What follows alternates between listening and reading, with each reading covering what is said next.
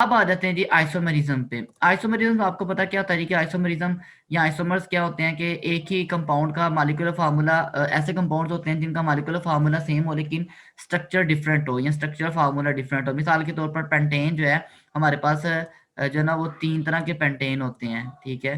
Basically 3 तरह के pentane होते हैं, ठीक है।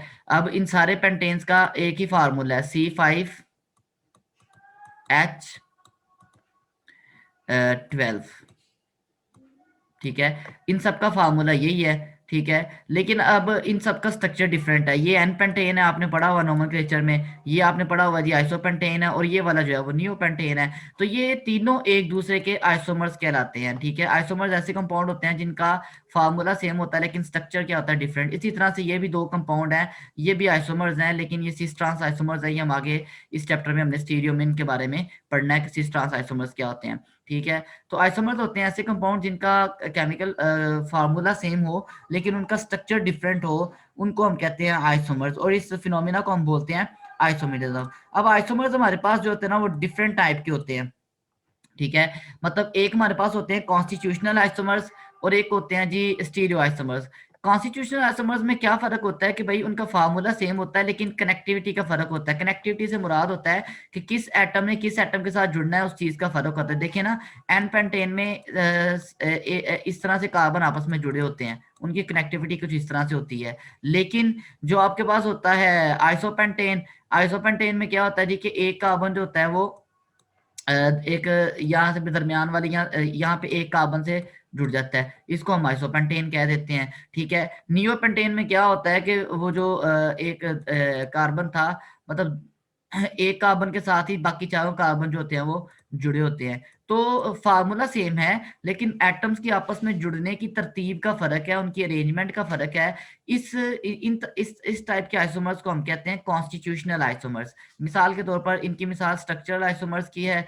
पोजिशनल आइसोमर्स, पोजिशनल आइसोमर्स से मुराद ये है कि देखें ना, ये आपके पास है एक कंपाउंड सी, इसका अगर यहाँ पे Cl लगा हुआ है, ठीक है। एक दूसरा कंपाउंड है ये यहाँ पे ही, ठीक है, इसका यहाँ पे Cl लगा हुआ है। दोनों का फार्मूला सेम है लेकिन इनके नाम में फर्क होगा। एक का नाम है 1 क्लोरोप्रोपेन, दूसरे का नाम है 2 क्लोरोप्रोपेन। तो इसमें फंक्शनल ग्रुप की पोजीशन का फर्क होगा, उनको हम बोलते हैं पोजीशन आइसोमर्स कहते हैं, ठीक है।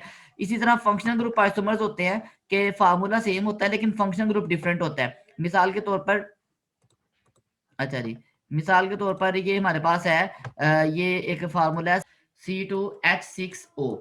इस फार्मूले के हमारे पास दो कंपाउंड हैं। एक कंपाउंड होता है C2H5OH, मतलब CH3CH2OH, ठीक है।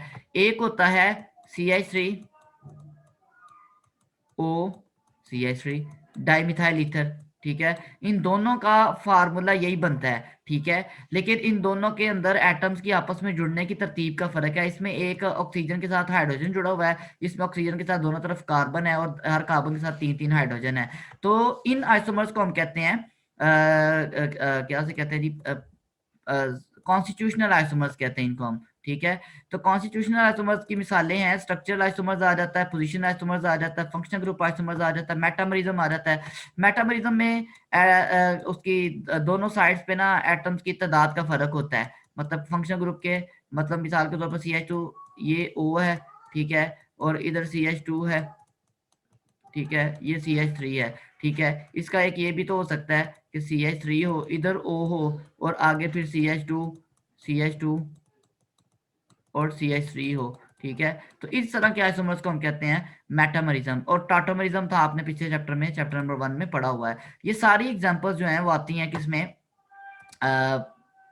कॉन्स्टिट्यूशनल आइसोमरिज्म के बाद हमारे पास आ जाते हैं स्टीरियो आइसोमर्स। स्टीरियो आइसोमर्स क्या होते हैं, इनका ये ऐसे कंपाउंड्स, स्टीरियो आइसोमर्स में ऐसे कंपाउंड होते हैं, ये स्टीरियो आइसोमर्स ऐसे कंपाउंड होते हैं जिनका फार्मूला भी सेम होता है, कनेक्टिविटी भी सेम होती है, मतलब एटम्स की जुड़ने की तरतीब भी सेम होती है। सिर्फ इनमें फर्क होता है स्पेस में, इनकी अरेंजमेंट का फर्क होता है, 3 डायमेंशनल स्ट्रक्चर में इनकी जो पोजीशन है उसका फर्क होता है। इनको हम कहते हैं स्टीरियो आइसोमर्स। इनमें कन्फर्मेशनल आइसोमरिज्म आ जाता है, ज्योमेट्रिकल आइसोमरिज्म आ जाता है, ऑप्टिकल आइसोमरिज्म आ जाता है। ये हमने तीनों टाइप्स इस चैप्टर में पढ़नी है, ये हमारा चैप्टर है जिसको हम पढ़ने लगे हैं। मिसाल के तौर पर आपको दो ये न्यूमैन प्रोजेक्शन नजर आ रही हैं। इनमें दोनों कार्बन के साथ 3-3 हाइड्रोजन जुड़े हुए हैं, लेकिन एक में हाइड्रोजन जो है ना वो इस तरह से अरेंज है, एक में इस तरह के करीब करीब रेंज है, एक में दूर दूर रेंज है। तो ये एक दूसरे के आइसोमर्स हैं, स्टीरियो आइसोमर्स, ठीक है, जिनमें कनेक्टिविटी भी सेम है, एटम की जुड़ने की तरतीब भी सेम है, फार्मूला भी सेम है, लेकिन उनका स्पेस में ओरिएंटेशन का फर्क है, ठीक है। तो इनको हम कहते हैं स्टीरियो आइसोमर्स, और इस फिनोमिना को हम कहते हैं स्टीरियो आइसोमरिज्म, ठीक है। तो हमने इस चैप्टर में बेसिकली पढ़ना है स्टीरियो आइसोमरिज्म क्या होता है, क्योंकि कॉन्स्टिट्यूशनल आइसोमरिज्म आपने एफएससी में भी पढ़ा हुआ है, ठीक है। तो अब आपने पढ़ना है स्टीरियो आइसोमरिज्म क्या होता है। जी बच्चे, यहाँ तक मसला मसाइल हो तो